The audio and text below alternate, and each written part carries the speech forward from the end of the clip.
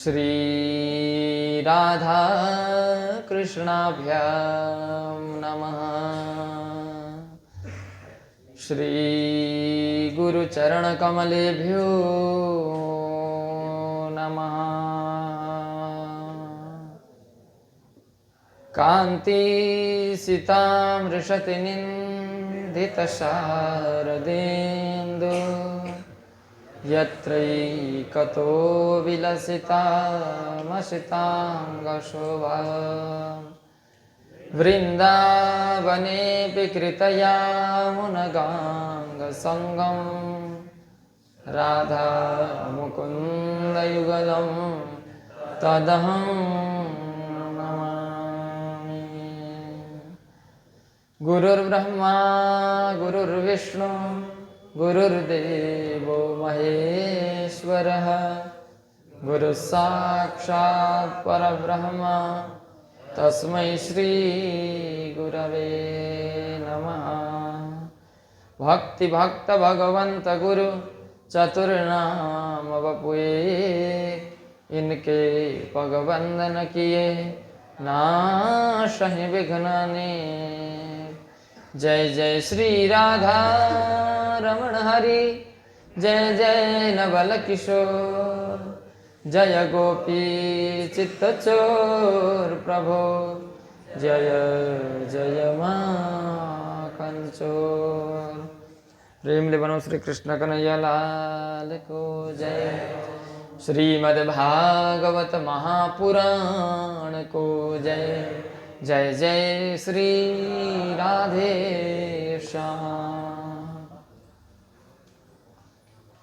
परम मंगलमय परात्पर परम अखिलेश्वर अकारण करुणा वरुणालय भक्तवांछा कल्पतरु भगवान श्याम सुंदर की प्रत्यक्ष भागमयी प्रतिमूर्ति श्रीमद्भागवत महापुराण श्रवण गरेर आफ्नो जीवनलाई चरितार्थ पार्न उपस्थित हुनुभएका सम्पूर्ण भगवत अनुरागी जनहरूमा हार्दिक स्वागत वन्दन एवं अभिनन्दन। भगवान जुन परमेश्वर हजुरहरूका अन्तरात्मामा निवास गर्नुहुन्छ उनै सर्वेश्वर दयालुलाई नमन। आउनुहोस् सदा चाहिँ हामीहरू भागवतका केही विषयमा छलफल गरौँ। भागवत कथा श्रवण गरेर जीवनलाई परम धन्य पार्न सकिन्छ। भागवतमा कथाहरूद्वारा व्यक्तिको मानसपटलमा ज्ञान जागृत गर्नका लागि विविध ढङ्ग अपनाइएको छ, जसमा हामीहरू निरन्तर श्रवण गरिरहेका छौँ। कथा सुनायो अनि जब व्यक्ति कथामा सुन्न लाग्छ तब थपक्कसँगले ज्ञान अनि वैराग्यका कुरा भरिदियो र उसको उन्नति गर्यो। यही भागवतको प्रमुख प्रयोजन हो। हामीहरूले चतुर्थ स्कन्धसम्मका पावन चरित्रलाई श्रवण गऱ्यौँ। अब पञ्चम स्कन्धमा यहाँ उनै स्वयम्भू मनुका ज्येष्ठ सुपुत्र प्रियव्रतको चरित्रलाई यहाँ उद्धृत गरिएको छ, जसमा विविध ज्ञान वैराग्यका कुराहरू रहेका छन्। प्रियव्रत सर्वप्रथम प्रियव्रतले यो संसारलाई मिथ्या जानेर गुरु नारदका सन्निधिमा गए गन्धमादन पर्वतमा र त्यहाँ गएर अनेक जप तप न्यास ध्यान आदि गरेर समय व्यतीत गर्न लागे। अब छोरो चाहिँ सन्यासी हुने पर्यो, साधु सन्त हुने पर्यो भनेर पिताजीलाई बहुत चिन्ता भयो र पिताजीले गएर सम्झाउन लागे, बाबु हिँड न, पहिला विवाह गर्नु, सन्तान बनाउनु, अनि तत्पश्चात 50 पूर्ण भए पछाडि क्रमैले पहिला ब्रह्मचर्य, त्यहाँदेखि गृहस्थ, त्यहाँदेखि वानप्रस्थ भएर अनि अति सन्यास लिनुपर्छ भनेर सम्झाउनु भयो। तर मानेनन्। पुत्रले नमाने पछाडि अब छोराहरू कहाँ जान्छन्? दुखी भए पछाडि फेरि पिताजी कहाँ गए? स्वयम्भू मनु ब्रह्मा कहाँ गए र भन्न लागे, हे पिताजी, मैले त हजुरको आज्ञाको पालन गरेँ, तर मेरो पुत्रले मैले भनेको कुरा बुझ्दैन। ऊ राम्रो त राम्रो कर्ममा लागेको छ, तर तुरुन्तै सन्यासी बन्न आँटेको छ, कृपा गर्नुहोस् भने पछाडि ब्रह्माजी आउनुभयो।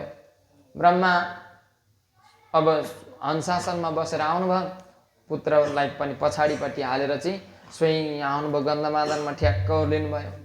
अब नारद र प्रियव्रत दुवैले ससम्मान उठेर ढोक गरे, कल्याण होस् भनेर ब्रह्मा र स्वयम्भू मनुले आशीर्वाद दिनुभयो। अब ब्रह्माजी भन्नुहुन्छ, हे प्रियव्रत, तिमी आफ्ना पिताले भनेको कुरा किन मान्दैनौ भन्दा, हे पिताजी, हे पितामह ब्रह्मा, यो संसार त मायाको जाल हो। जो पनि जालमा पस्छ त्यो जालबाट हत्तपत्त निस्कन सक्दैन। यो गृहस्थ भनेको त विचित्र हो।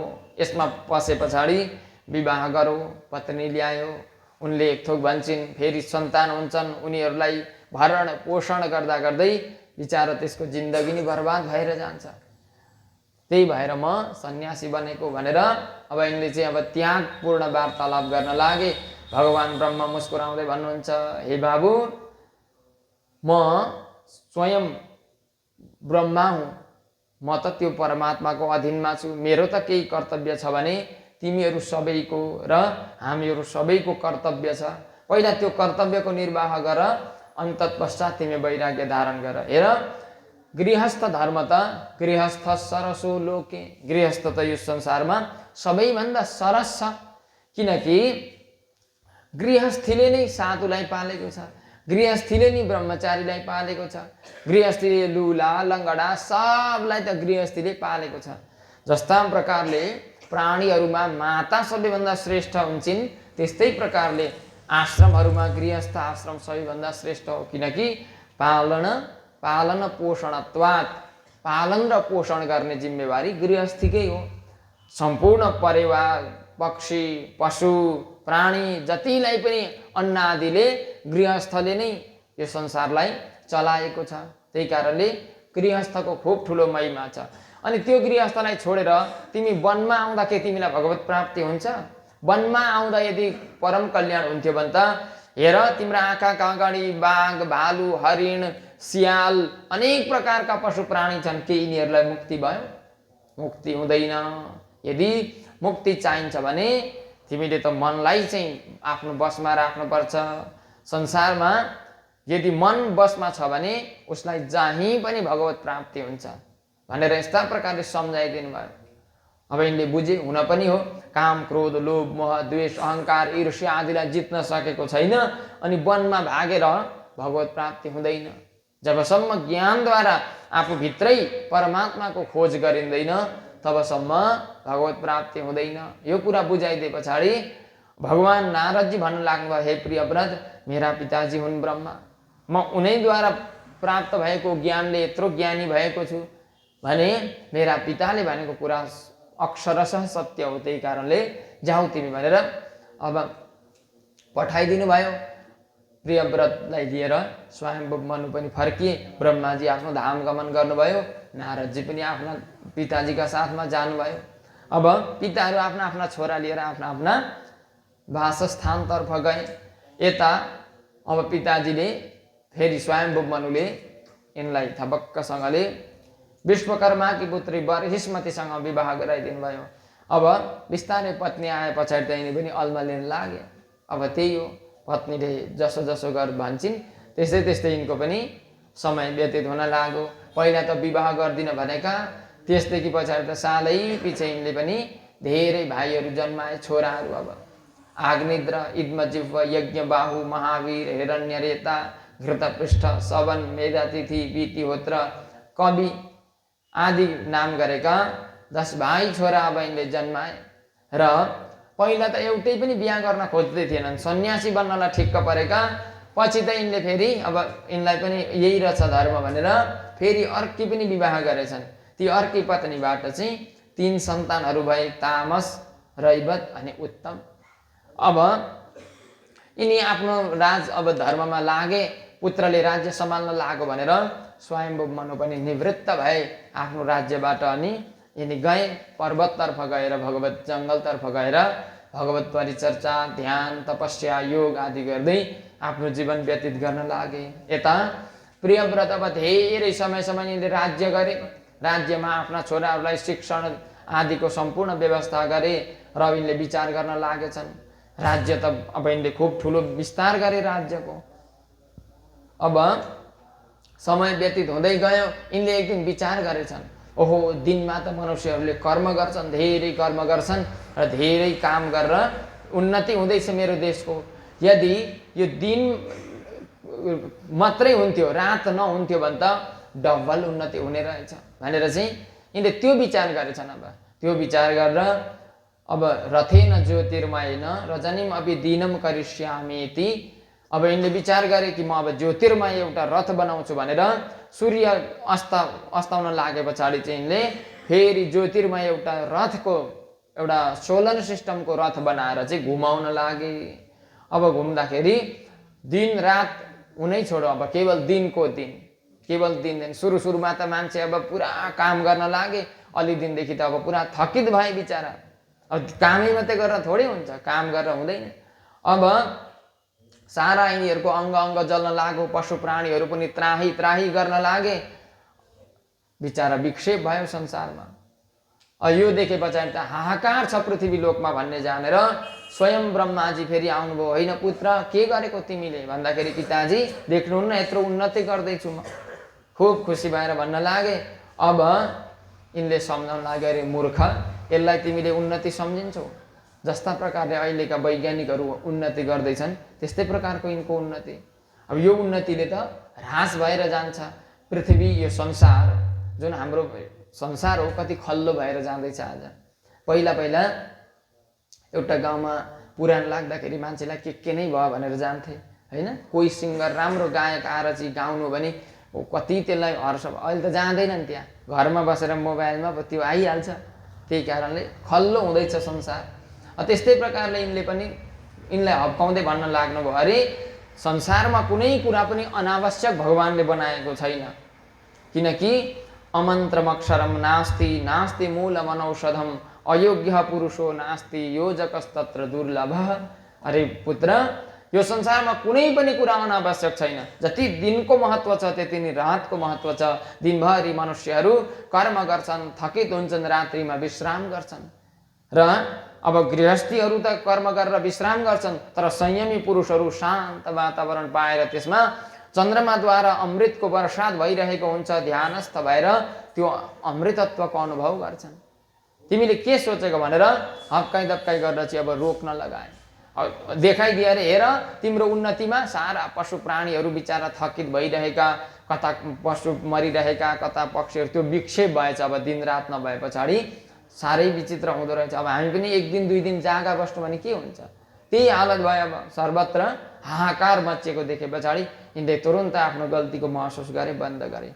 अब यिनको रथको त्यो चक्रले गर्दा, पाङ्रोले गर्दा, चक्काले यहाँ पृथ्वीमा 7 द्वीप अनि 7 समुद्रहरू भए। द्वीपको नाम जम्बू, प्लक्ष, सालमली, क्रौञ्च, शाक, पुष्कर गरेका 7 द्वीप अनि अब क्षारोद, इक्षुरसोद, सुरोद, घृतोद,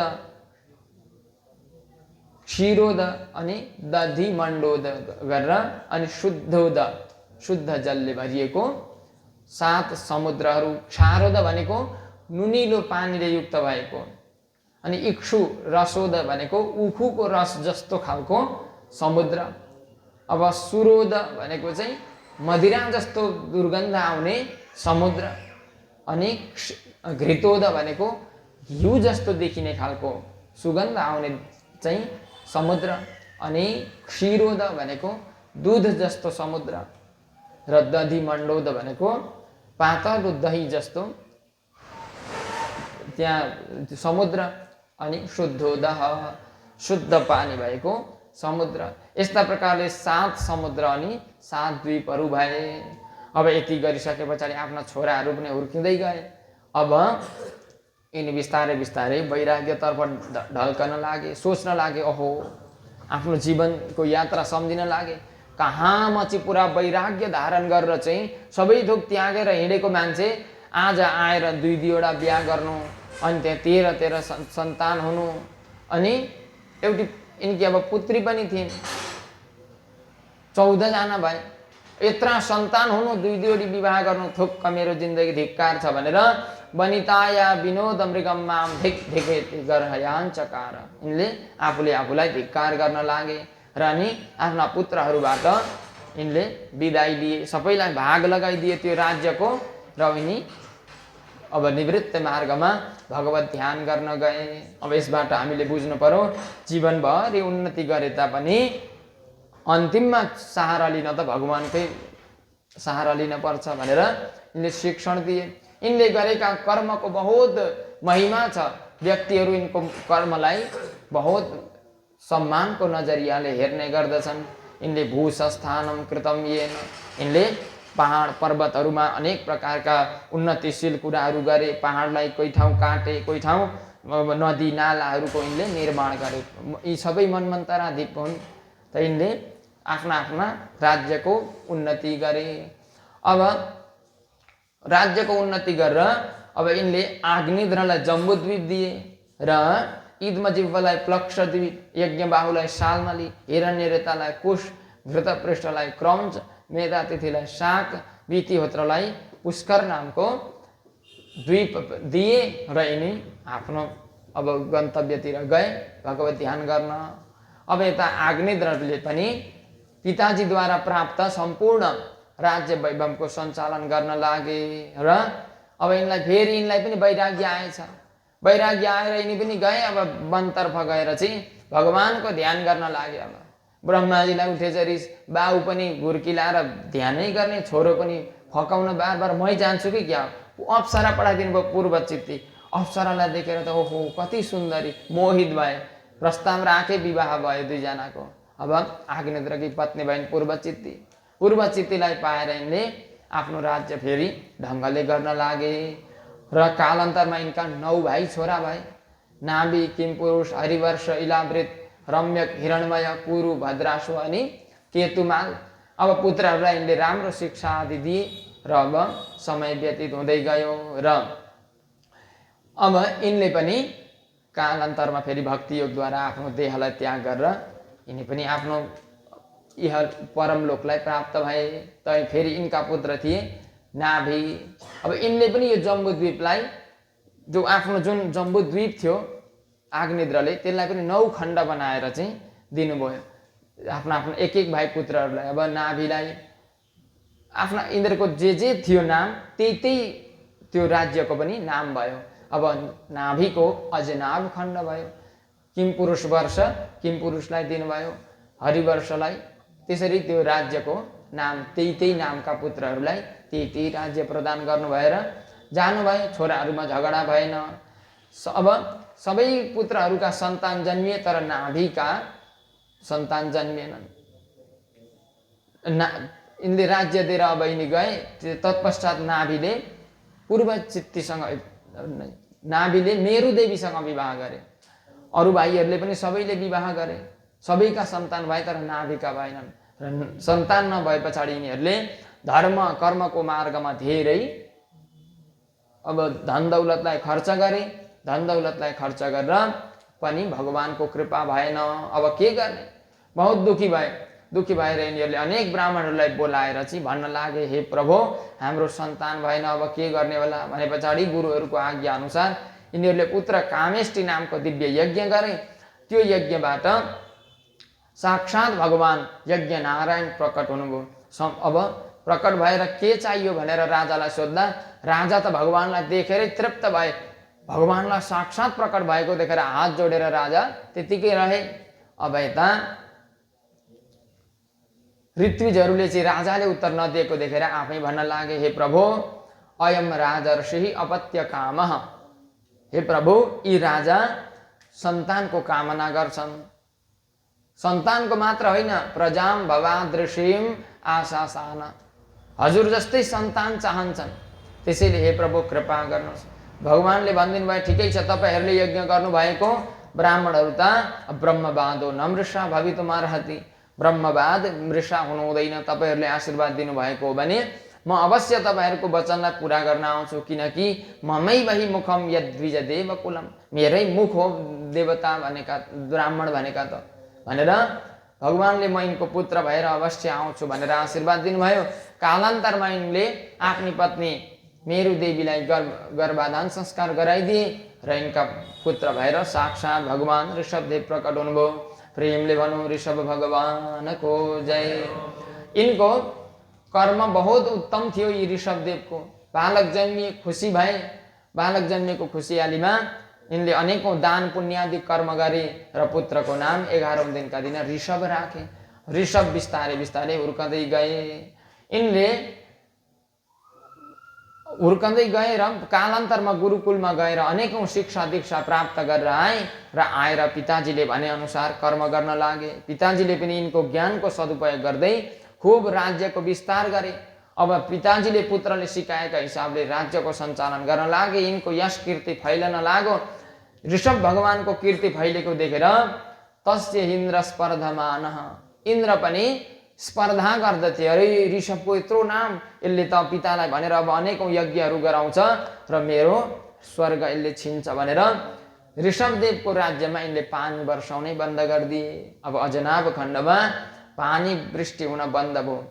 ऋषभ भगवानले विचार गर्नुभयो, अरे 1 वर्ष 2 वर्ष व्यतीत भए पछाडि पानी पर्दैन, ध्यान दृष्टिले हेरेको त इन्द्रको यो कमाल रहेछ, ल ठिक छ भनेर स्वयं आफ्नो अजनाभ खण्डभरि योग शक्तिले चाहिँ पानी वृष्टि गरिदिनु भयो र इन्द्रलाई मेसेज दिनुभयो कि भगवानले, के अरे इन्द्र तिमी बिना पनि म सब कुछ गर्न सक्छु, तिमी त मेरो अधीनस्थ छौ भन्ने भगवानले सूचना दिनुभयो। इन्द्र डराए, अब चाहिँ नहुने रहेछ भनेर थपक्क आएर चाहिँ भगवान ऋषभसँग प्रार्थना गर्दै यिनले भन्न लागे, हे प्रभु मैले जानिन छु, भुल भएछ, क्षमा गरिदिनुहोस् भनेर क्षमा याचना गरे। भगवानले भन्नुभयो क्षमा गरिदिए। त यिनले भने, प्रभु यदि क्षमा गरिदिनु भयो भने मेरी पुत्री जयन्तीसँग विवाह गर्नुहोस्। अब इन्द्रकी पुत्री जयन्तीसँग यिनको विवाह भयो। विवाह भए पछाडि अब यिनलाई राज्य दिएर चाहिँ यिनका पिताजी पनि जानुभयो वनतिर भगवत ध्यान गर्नलाई। अब यिनले राज्य प्राप्त गरिसके पछाडि बिस्तारै बिस्तारै आफ्नो राज्य वैभवलाई विस्तार गर्न लाग्नुभयो। आफ्नो क्षेत्रलाई कर्म क्षेत्र हो भन्ने जानेर यिनले गुरुद्वारा प्राप्त भएको ज्ञानको सदुपयोग गर्दै खूब राम्रा राम्रा कर्महरू गर्न लागे। धर्मको शिक्षा दिन्थे प्रजालाई। अब यिनका राज्यमा कहीँ कतै पनि कोही दुखी हुन पाएनन्। समय व्यतीत हुँदै गयो। अब यिनले जयन्तीबाट चाहिँ 100 भाइ छोरा, 100 जना छोराहरू चाहिँ जन्माए। आमामा 100 भाइ छोरा प्राप्त भयो यिनलाई। ती मध्ये अब 81 तिर्जायन्तेयाः, 81 जना जयन्तीका पुत्रहरू जो ऋषभदेवका पुत्र, अब यहाँ नाम पनि भनेर साध्य छैन, 1-2 जना हुँदा पनि नाम भन्नु। अब 100 जना छन्।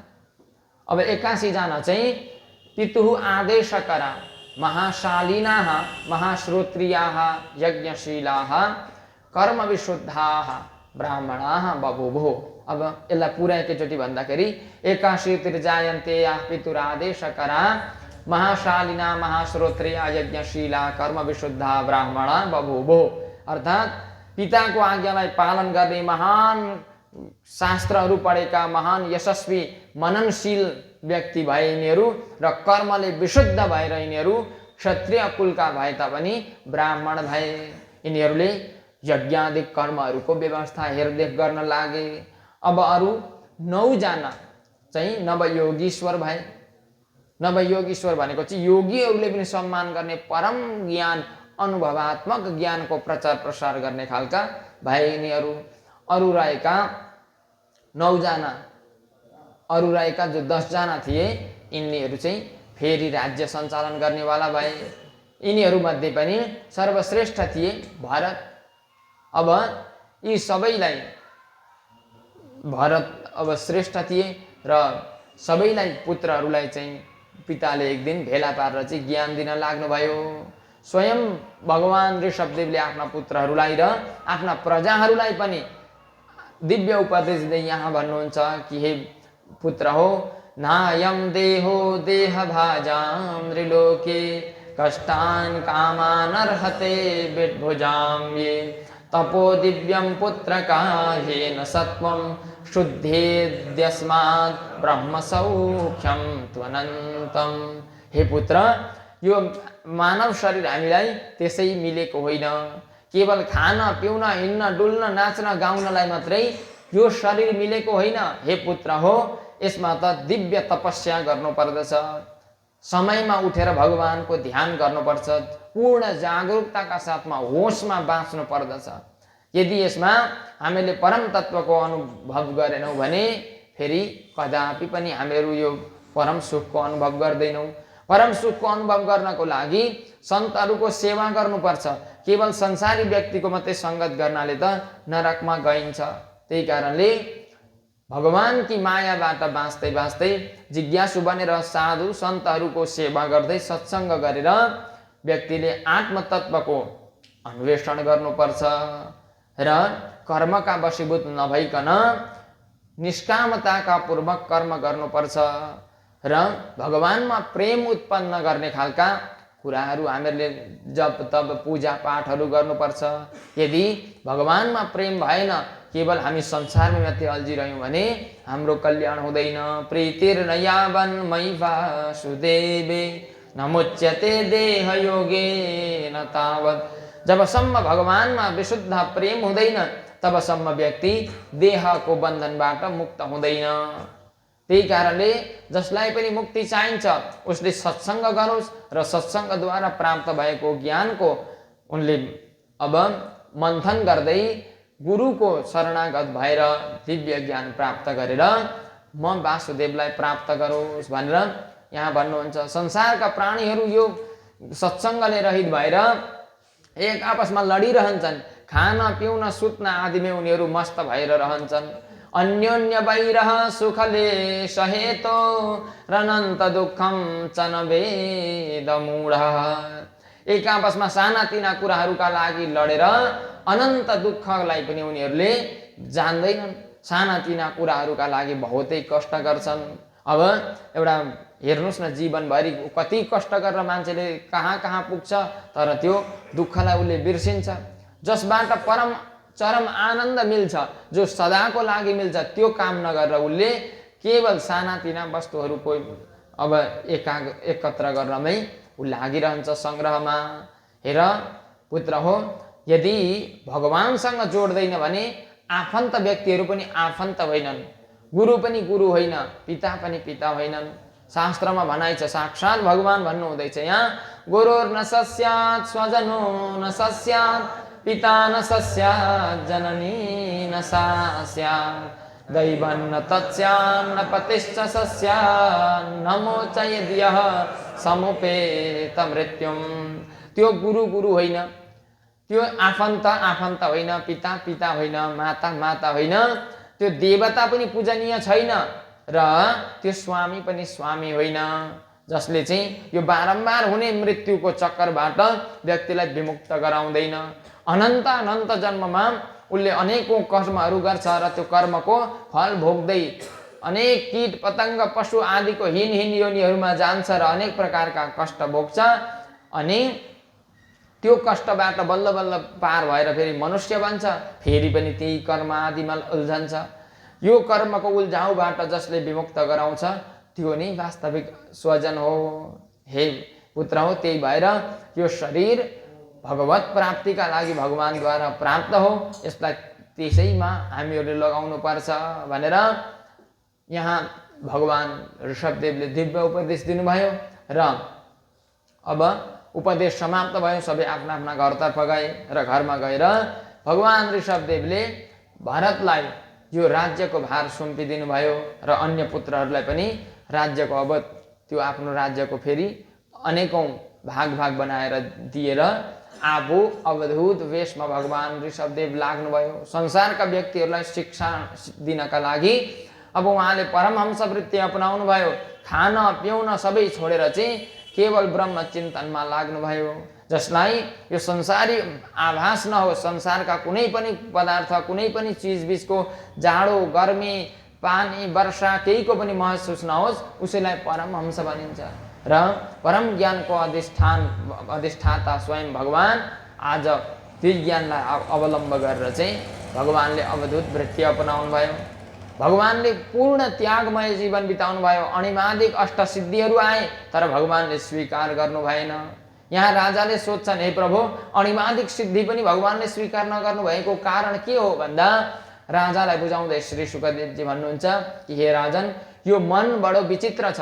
यो मनमा कहिले कुन कुराको लोभ लाग्छ, मनलाई त्यो थाहा हुँदैन हामीहरूलाई। त्यही कारणले मनलाई आफ्नो बसमा राख्नुपर्छ। यदि मनले अब योग सिद्धिहरू प्राप्त भए पछाडि अब त्यो प्रसिद्धि देखाउन मन लाग्ला, प्रसिद्धि देखाउँदा देखाउँदै फेरि यही संसारमा भुल्लिनुपर्छ भनेर यो मनमा विश्वास नगर्नु है भन्ने शिक्षण दिनका लागि भगवानले त्यो योगद्वारा प्राप्त भएका ती सिद्धिहरूलाई पनि भगवानले लिनु भएन र भगवानले पूर्ण परमहंस वृत्तिका साथमा आफ्नो जीवन व्यतीत गर्नुभयो। कालान्तरमा भगवान जुन जङ्गलमा हुनुहुन्थ्यो त्यहाँ आग लागि भयो। भगवानले देह त्यही आगोमा अब भगवानले सुम्पिदिनु भयो, अर्थात् भगवानको शरीर त्यही जल्न लाग्यो। भगवान योगद्वारा आफ्नो लोकमा जानुभयो। प्रेमले भनौँ भक्तवत्सल भगवानको जय। अब भगवानको यो कस्तो खालको वृत्ति थियो भन्दा भान नभएको अब भगवान ऋषभदेव ध्यान गर्नुहुन्थ्यो। ध्यान गर्दै जाँदाखेरि अब कहिले कपडा खोलियो, कहिले के भयो केही थाहा छैन। त्यस्तो खालको अब स्नान आदिको पनि महत्त्व नराखिकन केवल ध्यानस्थ भएर भगवान पूर्ण रूपले चाहिँ अब साधारण मान्छेले देख्दा त ठुटो जस्तो भएर भगवानले ध्यान गरेको देखेर अरहत नाम गरेका एकजना व्यक्तिले भगवानको यही स्वरूपलाई देखेर चाहिँ जैन मतको चिन्हले सुरुवात गरे। अब जैन मत भगवान ऋषभदेवद्वारा चलेको हो र यस्ता भगवान ऋषभदेवले सिकाएको शिक्षालाई जसले पनि अवलम्ब गर्छन्, जीवनमा स्वीकार गर्छन्, उनीहरूको अवश्य पनि कल्याण हुन्छ।